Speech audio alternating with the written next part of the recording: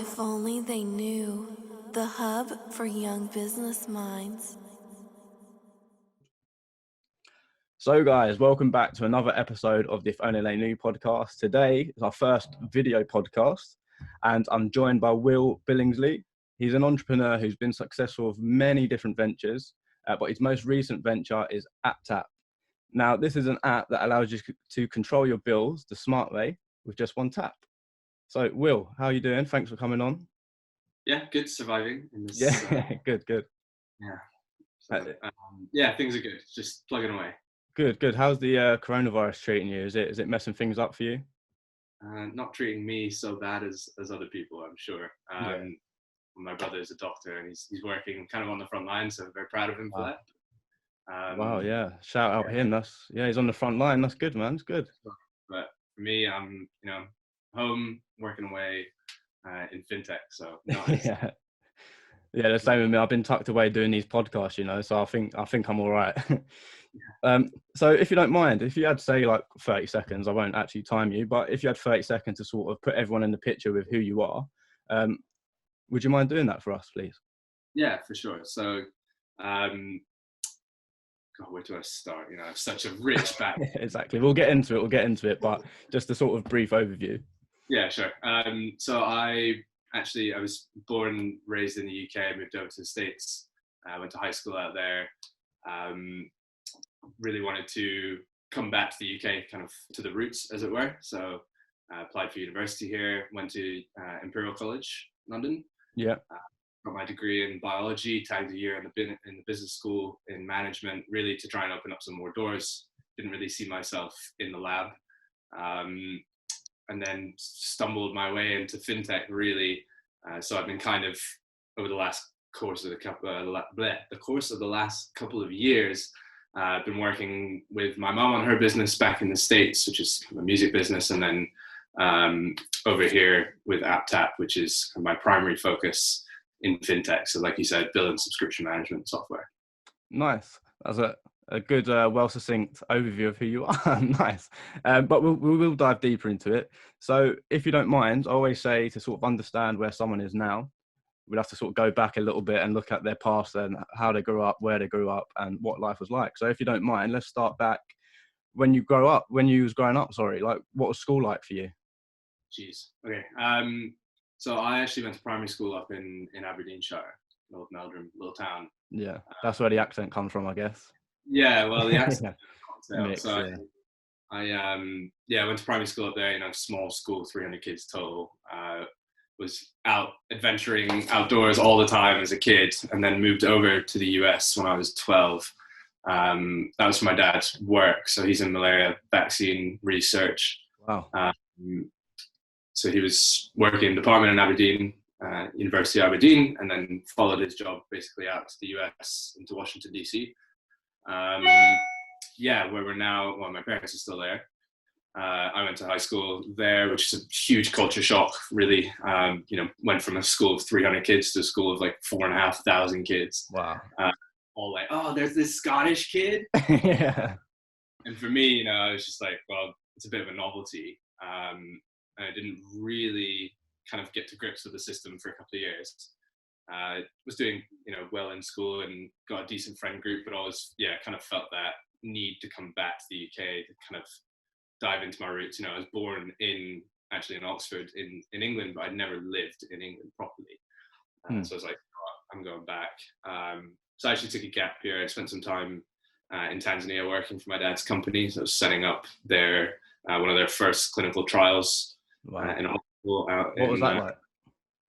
Really, really intense. So, I was 18 years old. I've kind of gone from, probably like lower income bracket in Scotland to, my dad's done very very well in his career trajectory. So, kind of took a step up and moved up to the States. And so going then to, poverty basically.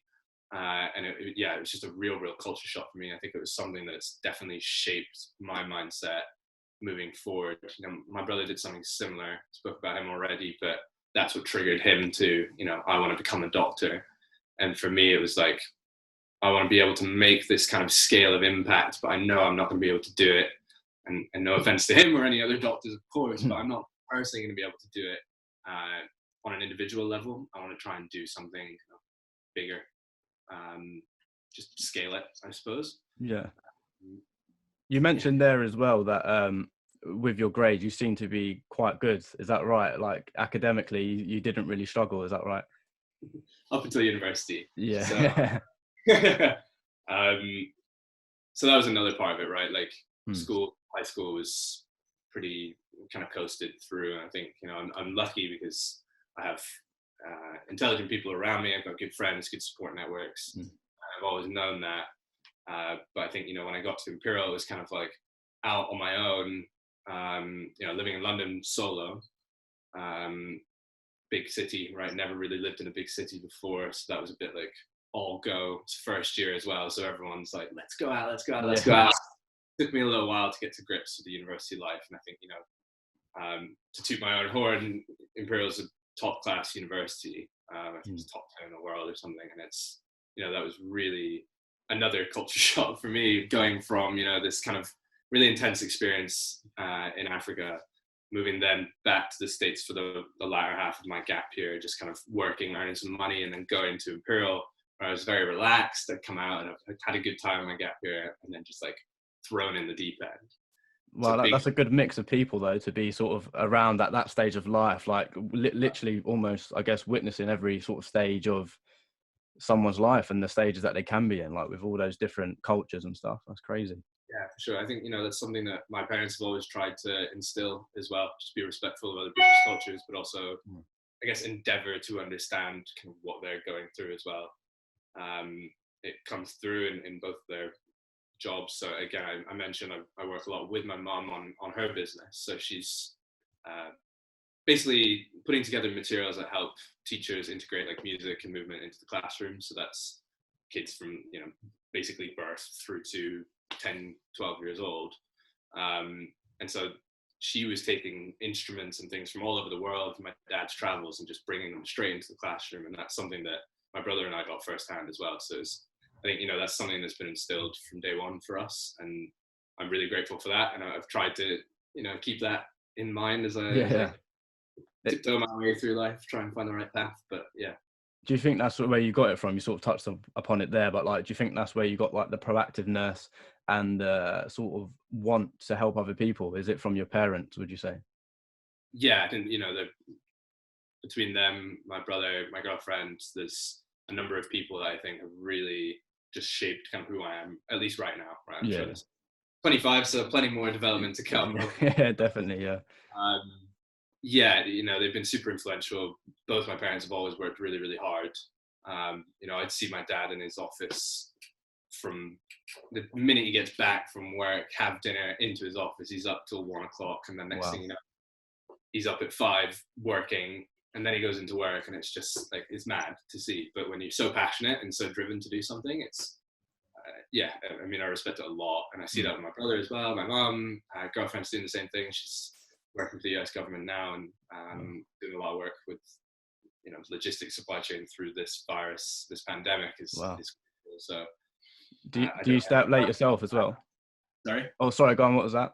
I don't envy her hours or something. Yeah, no, I don't blame you. Well, I was just about to touch on that in terms of your hours. Do you stay up late? Because I'm literally in bed by like 10:30 latest, like at night. I don't stay up late at all. No, it's good, I think. Yeah. So, like, I'm really not a morning person personally. I think, I was thinking about this the other day. Read a lot of books, and a lot of people who are in the position to publish books, right, are the ones who've probably made a lot of money, and then they get into this routine where they can get up early, exercise, and it's two sides. Is it because they did that they're successful, or is it they can do that because they're successful? I don't know, up for debate, right? But for me, I'm just not a morning person, and I know it. So a lot of the top business books will say, get up early, get the first thing, the most important thing you have out the way from first chunk of the day. For me, I'm just totally opposite. Yeah. I guess it just depends on who you are as a person. I guess I don't think there's any. I think that goes with anything. There's no right route that you should necessarily follow. Yeah, 100%. And that's part of, I think, why my co-founders and I wanted to start a business is supposed to go and work for someone else as well, is Yeah. that you do shape your own hours. I don't think any of us really realized how much work it might have been. I don't know, we definitely now. But you know, sometimes there's a 14-hour day, sometimes there's like a 3-hour day. Wow. And it just totally depends, right? If you've got a deadline you need to hit, or if you have like a proposal you need to write, or you're fundraising and you've got all these pitches to do, it gets really, really intense. I think there was one day I did 17 pitches, 3-minute pitches in one day. No way. A couple of weeks ago, and it's just like, and then the next day it'll just be super quiet. That must be so weird to sort of get used to, like almost no daily routine like is the same. So every day you're waking up and it, like, you could be doing one thing, you could be doing something completely different. That must be so hard to sort of get to grips with. I think that's why a lot of these, especially successful people or the business books you spoke about, have kind of championed this get up early, get your routine in, because it does really help. But you know, if you can work to kind of who you are, and don't push it because you see other people doing it, do what works for you, but obviously try and then optimize your workflow, or you know, how you structure your day, or whatever that may be. You mentioned previously that you knew at one stage you wanted to be an entrepreneur, or at least work for yourself in some capacity. But when you was younger, what did you want to be? Like, I know a lot of people will come on here and say, I wanted to be like a policeman, or I wanted to be in the army. And then, like, obviously as a kid, they're the things you want to be. And the reason I ask that is because I guess you can find underlying elements of your character or the things that you like that will sort of apply to those jobs. So what was it you wanted to be before an entrepreneur, or was it always some sort of creator? So I actually had this like massive argument with my like 7th grade. There's a thing in the States called homeroom, or at least in Maryland where I was at school. Right. And it's basically like a counselor for like split kids up alphabetically, and you're stuck in a room with this person, right? And this massive argument. 7th grade, they're like, we're writing a 10-year plan, and it'll be fun to see what you write and where you're actually at in 10 years. And I was like, I have absolutely no idea. Yeah. I'm interested in like science and in maths and in English and blah, blah, blah. And even today, I still find myself thinking like, oh, wouldn't it be cool to like go and, you know, X, Y, Z? Could I go and get like a master's in public health, or could I go and get like join the police force, or like could I push myself to like those military extremes, or you know, both physically and mentally across whatever industry that may be. So like for me, I'm still really passionate about biology and like public health, but now even ever more so in fintech and investing and things like that. So yeah, for me, I've personally never been able to hone something in that I think I've thought like I want to be this, which, you know, lends to, I guess, I'm kind of an ideator. I try and think of new ways, cool ways around things, and you know, a personal goal of mine is to follow through. I think that's something that I've sat down and thought about a lot. Is good at starting things, but you need to be able to be good at, you know, finishing.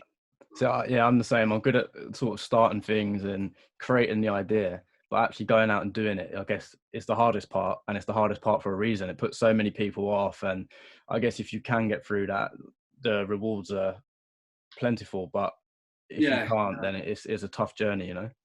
I think we get a lot of respect for that. You know, in the fintech space, a lot of people will see 3 young guys, like kind of fresh out of uni. It's been almost 3 years now, but there's that level of, I don't know,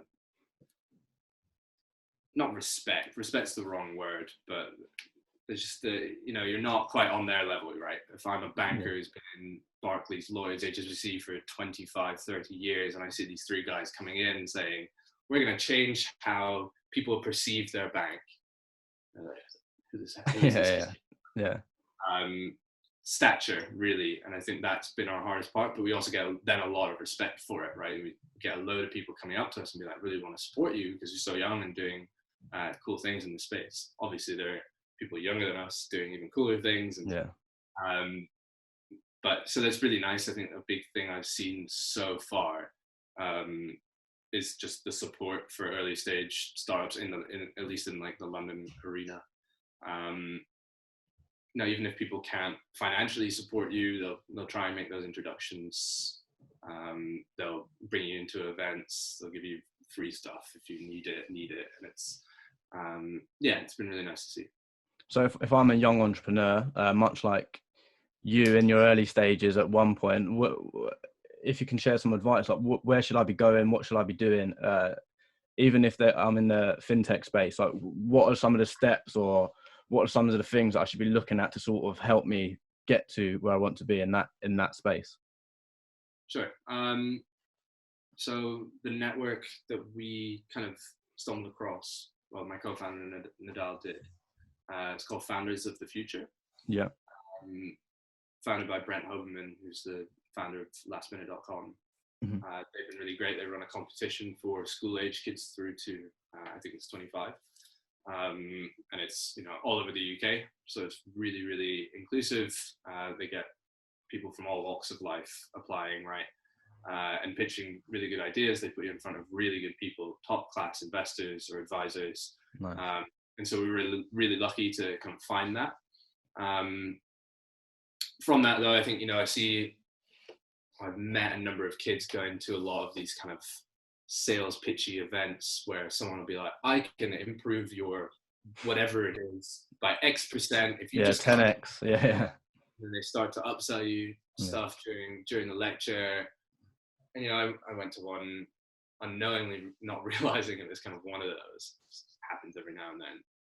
And like 5-10 minutes in, I was just like, I'm out of here. Yeah. Right? Did you actually get up and walk out? Yeah. Yeah. Good. I'm not going to sit there and have someone sell me something. Like, it's not why I'm here, right? I think big thing at our age, people who aren't willing to like help you, like learn and grow. It's about paying it forward, right? Learn and grow. Then you just don't need them.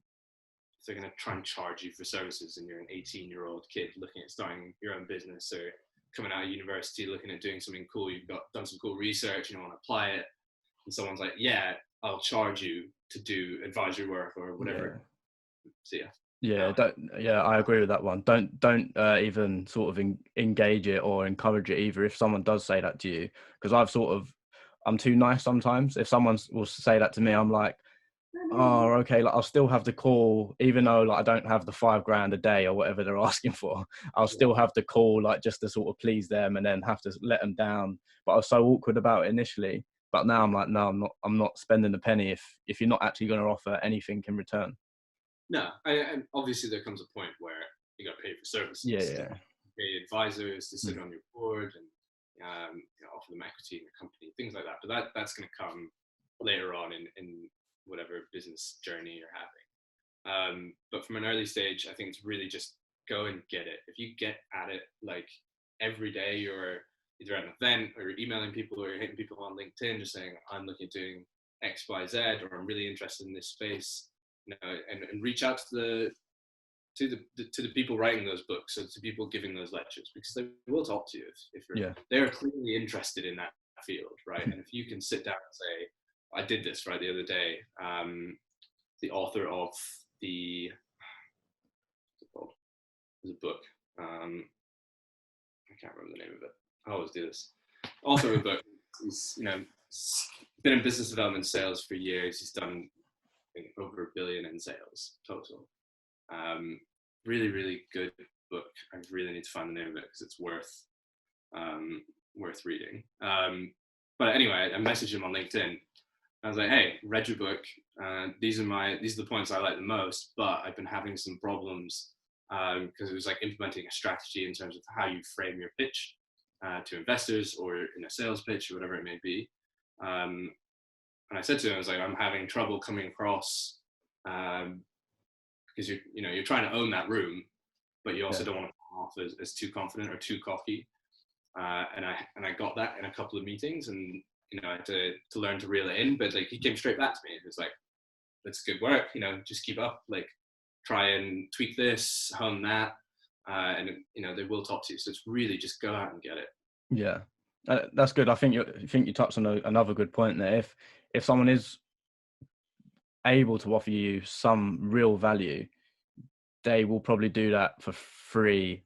Or if they are charging, you will sort of you won't have any issues about the price, if that makes sense. Like, it'll be very clear, like, okay, they're charging this because they have these results, or they're free because they're actually sort of on the front line with us guys helping. I think it'll be very clear once you sort of differentiate that. And they'll be super upfront about it, right? Like, Yeah. we've been part of Accenture's Fintech Innovation Lab for Yeah. the last 3 months or so. And one of the mentors through that have been absolutely incredible. The networks they've given us have been great. But there's a particular company called Sapphire and Steel who basically sat there and said, during the course of this program, we'll do things, ad hoc, pro rata, whatever, free, basically, for the people in this program, and then build that relationship. And then when we move on, we'll start to charge you like a proper consultancy, and that's perfectly fine. Yeah.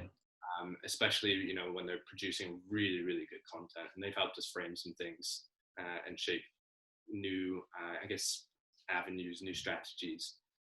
So yeah, the name of the book, remembered, Pitch Any, by Oren Klaff. Would really, really recommend it. But it's kind of an aside. No, that's good. It's good to know, because people listening to this will actually go out and read it. Like that. I guess they want to learn, and they want to be as successful as you are. So they will sort of take it on board. Hopefully more successful than I am now. No. You're on a good level, man. You're on a good level. So let's get into it then. Why are you on such a good sort of success level? It's because of ApTap at the moment. So if you don't mind talking a bit more about what that actually is. Yeah, I mean, try to make a lot of noise. Started trying to be a little bit quiet about it. I think it came with that. We've become more confident in our product. We've become more confident in our sales techniques and things like that. So been able to be a little bit more loud, be a little bit more, come and get us kind of thing. Yeah. So at ApTap, we are building billing subscription management tools that basically integrate into the back end of a bank, so that a banking customer can cancel, compare, switch, sign up to services. That's utilities, broadband, phone, all from within their bank account. Really what we're trying to do, I touched on it a little bit earlier, is kind of change the perception of the bank in people's eyes. So moving away from, just this kind of money pot, especially for people our age, right? It's probably don't have a lot of money, probably maybe just started saving, you just started a job, you might be getting pension and that sort of thing, right? You're just in the beginnings of it. It shows how I am. So yeah, it's about kind of changing that perception. Can the bank become this more trusted advisor for their users, for their customers, so that I know I'm always getting the best deal, or I'm aware of what's going on in the market. So this is kind of two-piece awareness. One, what's going on inside of my bank account, what am I actually spending, versus what's going on in the market, what deals are available, what's out there that suits who I am as a user, as a user and as a spender, right? And so what we're trying to do is join those dots, put the bank in the middle of it, and then build out kind of this next generation affiliate marketplace. So we call it a subscription store, or like an app store for any service that's available. We'll get there eventually in terms of industries, verticals, and globalization, but one step at a time. So our focus has been on broadband and utilities for now.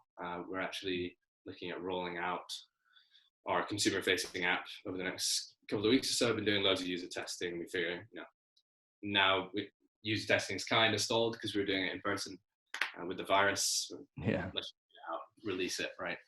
And so we'll be running a pilot of our software with a big bank in the UK over the course of the summer. Nice.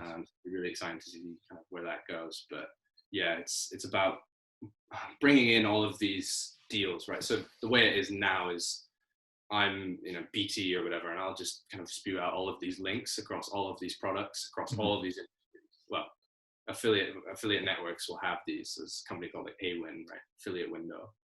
And they'll have all of those across BT, Sky, E, TalkTalk, British Gas, whoever. And then it's up to like the price comparisons, your Go Compares, your U Switches, who take those links and basically put a nice face on it. And when you go through your comparison journey, you click on it and then it takes you to BT's website. Yeah. What we're trying to do is say, well, here are a list of your bills and subscriptions, because we sit within your bank. We understand what you're spending. you can then log into those services within your bank account, so we get an idea of what your usage looks like. And then with that kind of user profile, say, well, here's the best deal on the market for you, and then take care of the whole cancellation, comparison, switching, sign up journeys, whatever you want to do, kind of end to end. So any any financial service, any fintech or bank or budgeting tool can come to us, and instead of having to build out all of their own journeys, they can just integrate our APIs, and it's, you know, a couple of clicks for their customers to cancel or switch or sign up, whatever it is. Nice. And I guess it is so important, like you said, especially for us young people, because I know nothing about finances and sort of how to manage them. And I don't even, to be honest, I don't really know even what's going out of my bank. And the only thing coming in is obviously like my salary, but I don't really know what's going out specifically and don't really know how to manage it. So yeah, it sounds like the perfect thing for me anyway. Yeah, I mean, it's happening, right? Slowly but surely, we see it with the Monzos, the Starlings, Revoluts, my guys. And, you know, they're doing a really great job of improving their user experience. But with I don't know how much you know about like open banking, but with this big regulation change in Europe, Right. the UK put into place what's called open banking. It basically forces banks to open up their APIs for account information services. So that's like your transaction list, your name, your address, that sort of thing. And then payment initiation services. So that would be if you verify ApTap, for example, and we're not actually going for payment, but it's just an example. So if you verify ApTap, we could make payments on your behalf. So what we're doing is account information services. We plug into the bank using open banking. We can then see your transaction list. We can put together this kind of user profile. We can understand what bills and subscriptions you have. And yeah, it's exactly what you said. It's that first piece of like awareness, right? I went to university for years and not once did we switch a bill. Like not once. No. We probably could have saved over the course of 3-4 years, 2-3 grand. Yeah, definitely. You can save a lot if you know how, but more importantly, if you're just aware, like I said, of the finances themselves in the first place. You know, it's hard to sort of manage it if you don't really know what's coming in, what's coming out, and how to do it. So yeah, sounds good, man. But what's the process been like for you, sort of starting that business, especially in such a technical area? Yeah, it's tough. Pretty early days, the three of us, the co-founders, is myself, Nadal, and Isa, our three co-founders. Yeah, pretty early days, we just had to split up and just be like, I'm going to deal with commercial stuff. I'm going to deal with the banks, the brands. Nadal, you're going to deal with core business, the funding, the hiring. Isa, you're going to deal with the tech. Sucks for him. He's definitely got the worst deal. Yeah. Yeah, so you know, it's been a really steep learning curve, really, really quick. I think, luckily for us, so we were all Imperial graduates. Imperial really set us up Nice. in that regard, because there's very little support for the undergraduates at a university like Imperial. It's just kind of go learn this. You know, you got to figure out how to go and learn it, let alone Imperial. So you kind of work through your process of what works best for you and how you learn. Unfortunately for me, I only got to the tail end of university and I figured that out, but you know, sub story. So for me, yeah, it's been, I've managed to get a couple of really good mentors, and I think that's absolutely paramount for, you know, people at our age. It's just getting somebody who's just been there, done that, who can give you an hour every other week or every month or so to just check in and just be like, here's what I'm doing. Am I on the right track? Where do you find those? I know it's an open question because I've struggled to find them myself, you know. So I'm like, where sort of do I look? Do I look closer to home, or do I reach out on social media? You know, I don't necessarily think it has to be someone in your industry, right? I think it could just be somebody you think they're doing really good things and they're kind of at stages ahead. It doesn't need to be a long-term mentor, right? You could have someone for 6 months who's just happens to be that little bit further ahead in their journey than you are, and they can just be like, oh, this is what I screwed up and this is what I think it went well. And you can just kind of absorb that. So I think a lot of people think mentor, I've got this person sits above me for like years. It's just not how it is. At least in my experience so far. For us, we actually found, I think, my kind of mentors through a couple of pitches we did. So one, actually there's a pitch and like an event. So there's a lot of fintech events in London. Just get on Eventbrite. You can start to find them. Once you start to get the networks, people will start inviting you to things that aren't necessarily online. So I pitched at Accenture's Fintech Innovation Lab 2 years ago. We didn't get in that round, but managed to get one of the guy running the lab came out afterwards, started chatting with us. Was like, really like your idea, what you're doing. Here's how I think you could be doing it better, basically.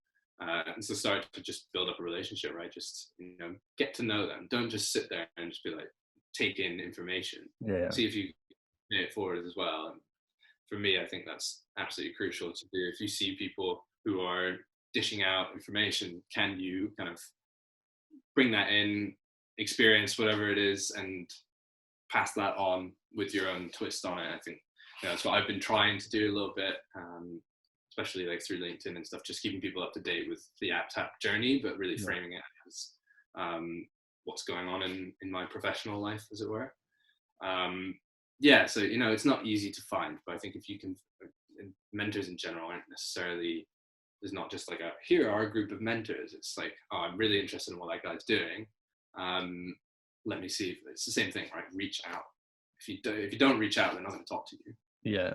Was that if you go and reach out and you find that maybe they're not as valuable as I thought, fine, who cares, right? But if they are and they turn around and say, actually, you're doing a good job, here's what I think you could change, here are the people I could connect you to once I think you're at the level that is required. And so we've definitely had some of that. We've had that even with our investors from our seed round. So it's pre-seed round. They're kind of held off for a while on any introductions to make sure that we're actually producing. Yeah. You made a good point though. I think with actually when you said finding a mentor, you sort of just need to almost get out there. I think that's a point that people often don't take in, especially people our age, like early 20s and even sort of late teens. Because I think a lot of people, especially now with everything on the phone, they sort of expect everything to be available on the phone. Like sometimes you do have to sort of step outside of your room, outside of the house, and then like sort of even outside of your own town. Like with me, I've traveled quite a few places, like just sort of meeting different people from different areas and different cultures even, and they all sort of piece together to help me in some way. It's just, I guess it's all advice, it's all experience, isn't it? For sure. I think a big thing is getting out of your comfort zone. Yeah. Well, two things on that. So firstly, I think for me, it was, no one cares if you screw up. Genuinely, no one cares, right? I think people will only care if you screw up when you're super successful already, because they're like, oh, this guy think he was so good and I screwed up. But if you're like a young aspiring entrepreneur, just get out, and if you do screw up, people will be nice about it. Like I always think I think helped me get over some like public speaking anxiety, was just kind of like, I know my pitch inside out, but if I go up there and I screw it up, I'm the only one who knows, right? And so who cares at the end of the day? I get my general point across. That's the best. Obviously then you work to refine it and make it as clear as possible, but that's just honing your skills. In terms of the comfort zone, I think, from my hometown up in Scotland to even my friends in the States, and sorry everyone if you do listen to this, but I think not enough of them have gone out and really pushed the comfort zone. And it'll show in 10, 15, 20 years when they're still in the same place. And it's boring. And for me, right, this is my perspective. Some people might be happy with that, and that's perfectly fine, right? If you've got a place where you can learn and grow and do what you want to do, great. But for me, I think for most like entrepreneurs, people with that kind of mindset, it's just keep pushing it. Like be aware of where that leaves your mental well-being, but like keep driving for more. Well, I think again, you mentioned there about if you are an entrepreneur, but I think a lot of people feel like they almost need to be an entrepreneur, if that makes sense. Like again, on like looking at your phone all day, like certain young people will be looking at the people that claim to be entrepreneurs or people that are at the latter end of their journey. So it's like you're sort of taking your advice from someone who's already done it or who isn't actually doing it. So like there's a lot of conflicting messages. I think you don't have to sort of emulate what you see on your phone. You can be your own person. You don't have to get involved in business. 100%. Totally agree. Yeah. Do it for the gram, right? Yeah, exactly that. Yeah. Been that, yeah. I don't follow any influencers on Instagram. I only follow my friends. Yeah. I see no need, right? I work every day. I go to Canary Wharf, I go to the city of London, I go to wherever I need to go, and I meet people, well, used to, right, before this struck, but I get out and you just gotta go for it. And if worst comes to worst, you can't get that meeting, or you can't find that connect, then go and knock on their office door. You probably know where they work. Go and sit outside their office if you really want to speak to them, right? I did that. I was in Canary Wharf, and I knew there was an MD, a managing director, that I really needed to talk to. Wasn't replying to my emails, but he was like super keen the first time I met him, right? Yeah. So I just sat outside the Canary Wharf tube station. Wow. Really? I was on the phone. I was just kind of sat there, like chatting away to one of my co-founders, to Isa. I was like, "Oh, there he is!" Yeah. Nice. Right. Hung up, gone. Got on the tube with him, tapped him on the shoulder. I was like, "Hey, don't know if you remember me." And he's like, "Oh, good to see you. Sorry, I haven't been getting back to you." Yeah, I think that's the thing. Like, if I've learned that a lot myself recently. Like, if you reach out to someone and they don't reply, it doesn't mean they don't want to reply. They just either haven't seen your message, or just busy. Exactly. I'm not a stalker. Exactly. Exactly. Yeah. Don't stalk people. It's weird. Yeah. But yeah, I think that I guess the premise of that is important. Like, just get out there. Like, you don't stick to an email or a DM or even a phone call. Like, sometimes it's not enough. 100%. But but it is often the right thing to do, right? If you've messaged someone on LinkedIn and you try your luck, right? You can add some ridiculous people if you've got an interesting thing to talk about. Yeah. Recommend the 4-Hour Work Week by Tim Ferriss. Nice. I think for a lot of people, that's kind of what they want to achieve, is being able to reduce their workload, to get some automated income, that sort of thing. Not for everyone, right? For me, I get a bit bored if I only have 4 hours of work every week. Yeah, same. Does allow people to go and do what they do, but he's got this method of how you can approach people who are like either way out of your network or probably above, in another league, in terms of like, if I want to reach out to like Bill Gates, right? He's got this whole method of how you do that, how you go around initiating an introduction, get a conversation rolling, actually starting to build a relationship. So yeah, there's a really good chapter in there.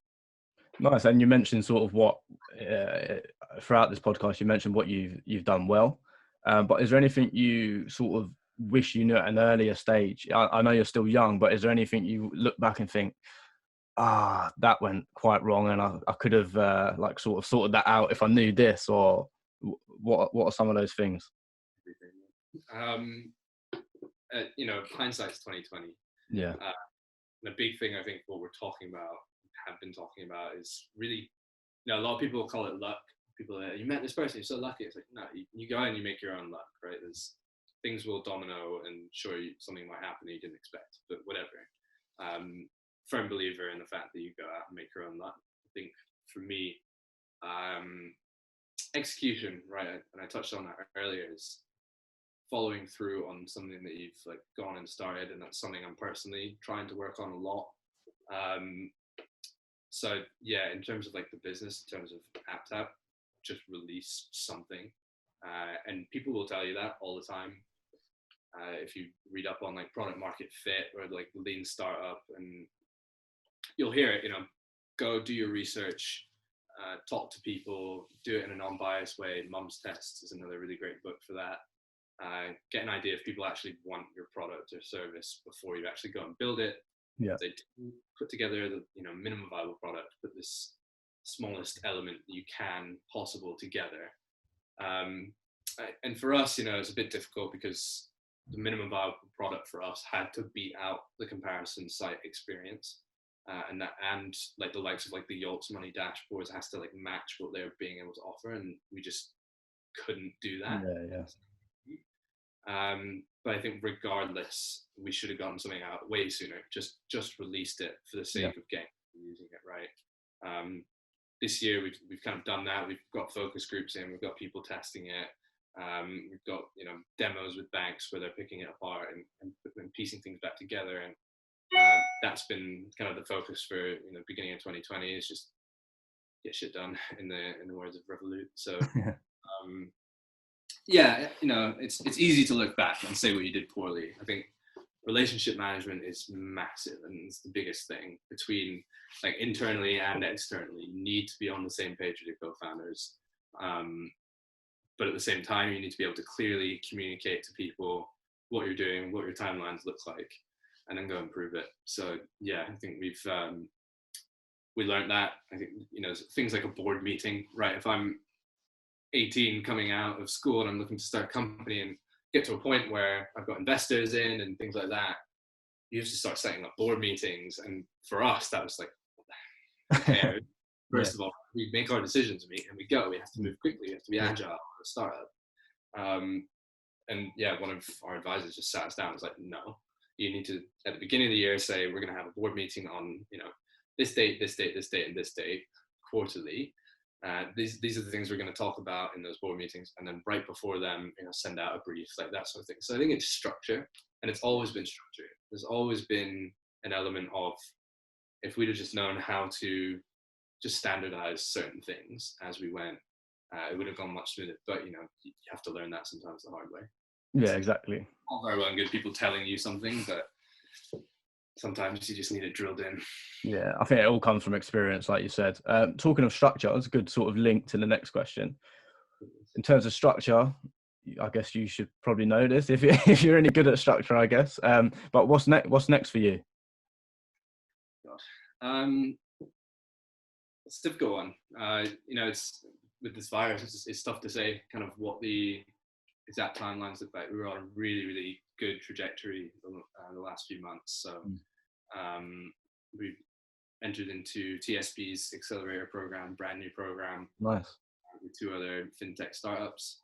They were giving us a lot of kind of high level, in terms of COO level kind of feedback from within the bank, which is invaluable. And in the same with this Fintech Innovation Lab Accenture program, but that's been more about kind of a scale or scope of experiences across 50 financial institutions or whatever, coming in and talking to you and having demo days and things like that. Yeah. So with all of that kind of together, our product testing, things like that, we felt like we're on a really good track. So the virus has definitely been tough in terms of kind of putting the brakes on a lot of things at a really inconvenient time for us. So what we were going to do is look to fundraise. We've got a pilot to roll out. It's supposed to roll out next month. It's probably going to be June, July now. Go and fundraise probably after that pilot, but that might be sooner now. Yeah. Do a slightly smaller round and just kind of prove our point a little bit that this thing works. People want it. People need it. And then look to scale, but it's kind of up in the air. I can't say too much in terms of what our kind of strategy beyond that is, but if we can secure this bank we're doing a pilot with into full scale commercial rollout, then I think we're in a really good position to scale the business further within the UK, not beyond, or look for an exit strategy, but that's kind of at the back of our minds. It's definitely not something in the forefront. No. And then in terms for me, I'm doing a lot of work both with ApTap, with my mom's company as well. So really trying to digitize what she's doing, bring it into the classroom, to the house. Again, kind of teaching teachers how to use music in the classroom in a really, really easy way. A lot of, teachers don't fluently play piano or guitar, so it's tough, right? But it's such an integral thing in child development is music and movement and interaction with one another. And so how can we stimulate that? How can we keep that flowing in the classroom when she can't physically be there and be more present in more places at once, kind of thing. So doing a lot of work on that. I've got a couple of ideas in the back of my mind that I'm kind of floating with some people at the moment. But I think it's just because I've got time on my hands at the moment. Instead of meetings, so I need to kind of just keep focused and keep planning away, keep the conversations rolling, keep producing. I think that's the key. Nice, cool. Well, it sounds like you've got a lot in the pipeline. Hopefully it all goes well for you and you'll smash it. My final question then, sort of as a result of all the hard things you'll be doing throughout the next few years, you're only young, so you've got like plenty of years left. and plenty of years worth of work. Yeah, hopefully. Yeah. But then my final question would be, at the end of all this, once you've gone out there, you've smashed it, you've got your name out there more, you've got the company out there, you've worked with all the big banks. What do you want your legacy to be at the end of it? Oh man, it's such a difficult question. Yeah. Probably do it again, something else. Yeah. I don't know. There's so many things that interest me. You asked me the question of kind of what did you want to be when you were a kid, right? I'm still there. I'm still like, oh, could I go and do a PhD in like Brazil, or could I go and work in like mental health stuff with my brother, start a business around that, or there's so many different avenues. I've absolutely no idea. For me, and this goes for a lot of people, is kind of just let go of other people's opinions a little bit more. Yeah. It's fine to be vocal about what you're doing and producing good content, or